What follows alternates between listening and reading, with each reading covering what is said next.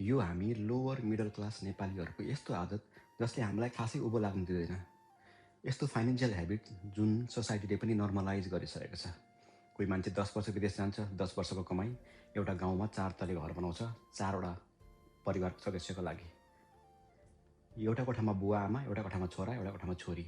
बाँकी रहेको कोठामा को बस्छ? उसको इगो, घमण्ड त्यो बस्छ।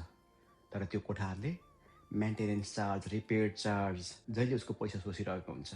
उसलाई याद छैन, समाजले पनि यसलाई नर्मल भन्छ। यति धेरै ऋण लियो 4 लाख 5 लाख सहकारीबाट अनि धुमधामसँग छोराछोरीको बिहे गरिदियो।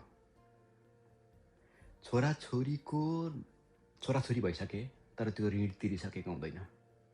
अनि हामी कुनै पनि सामान मोलतोल गर्दाखेरि यस्तो कुरामा चाहिँ मोलतोल गर्छौँ कि जसको खासै ठुलो प्रभाव हुँदैन। 100 रुपियाँ पर्ने स्याउ 95 रुपियाँमा किन्छौँ, 20 रुपियाँ तिर्ने गाडी भाडा 15 रुपियाँ तिर्छौँ खनासीसँग, त्यो मोलतोल गर्छौँ। त्यो पनि ठिकै हो, तर मोलतोल गर्दाखेरि यस्तो कुरामा मोलतोल गर्नुपर्छ जुन चाहिँ प्रभावकारी होस् लामो समयसम्म। उदाहरण, कहीँ हामी घर भाडामा बस्छौँ भने साउजीसँग घर भाडा घटाउने 100 या 200 मात्रै घटाउनु भयो भने पनि 1 महिनाको 1 वर्षमा 1200 घटाउनुहुन्छ अथवा 2400 घटिन्छ होइन।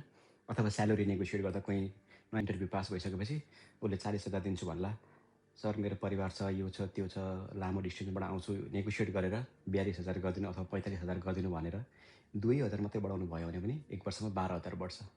अर्को कुरा, वेल्थ, धन भनेको के हो हाम्रो बुझाइ नै अलिकति गलत छ। तपाईँको आज एउटा जागिर छ, यो जागिर आजका आजैकै कथम छुटो भने तपाईँसँग अब भएको पैसा अथवा इन्कमले तपाईँलाई कति महिनासम्म धान्न सक्छ हो, त्यति महिना चाहिँ तपाईँको खासमा वास्तविक धन हो। तपाईँको 20 कट्ठा जग्गा छ, तपाईँको 15 करोड धुर भिट्टा छ, त्यो तपाईँको वास्तविक धन होइन। तपाईँको आज जागिर चैत भयो, अब पैसा तपाईँसँग छ त, रेगुलर आउने इन्कम छ, 1 महिनामा सक्यो भने तपाईँको पैसा अनि तपाईँ ब्रोक हुनुभयो भने तपाईँको धन छैन भनेर बुझ्दा हुन्छ। त्यही भएर मल्टिपल सोर्स अफ इन्कम, चाहे रेन्ट होस्, चाहे इन्ट्रेस्ट कताबाट आओस्, चाहे पेन्सन होस्, आफ्नो काम आजको आजकै एकथम भएर चट्ट छोड्दाखेरि पनि उताबाट तपाईँलाई फन्ड गरिरहेको हुन्छ नि, हो त्यो हुनु पर्यो। अर्को कुरा भनेको नेपालीहरूसँग इमर्जेन्सी फन्ड अथवा इमर्जेन्सी कोष हुँदै हुँदैन।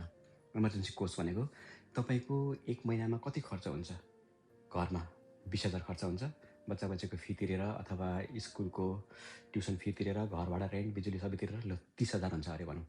30,000 इन्टु 6 महिनामा कति खर्च हुन्छ? 1,80,000। 1,80,000 चाहिँ तपाईँको कोषमा फाल्टै इमर्जेन्सी फन्ड हुनुपर्छ भवितव्यको लागि। के कथम तपाईँको जागिर सट्टै गइ पो हाल्यो कि कोरोनाबाट अथवा तपाईँलाई एक्सिडेन्ट भएर केही भइहाल्यो भने अथवा कोही बिरामी भइहाल्यो भने त्यो इमर्जेन्सी फन्ड हुन्छ। तर हामी कहिले पनि इमर्जेन्सी फन्ड राख्दैनौँ। अनि हामीले नर्मलाइज गरिसकेका छौँ, पैसा चाहियो भने खुर्क जाने, सहकारीमा जाने अनि लिने अनि हेभी इन्ट्रेस्ट तिरिराख्ने। त्यो इन्ट्रेस्ट तिर्दाखेरि पनि मान्छेलाई त्यो एक किसिमको भित्रबाट बोझ फिल हुँदैन, तिरिरहेको छ, ब्याज तिरेकै छु भन्ने हुँदो रहेछ। ब्याज पनि आफ्नै पैसा हो।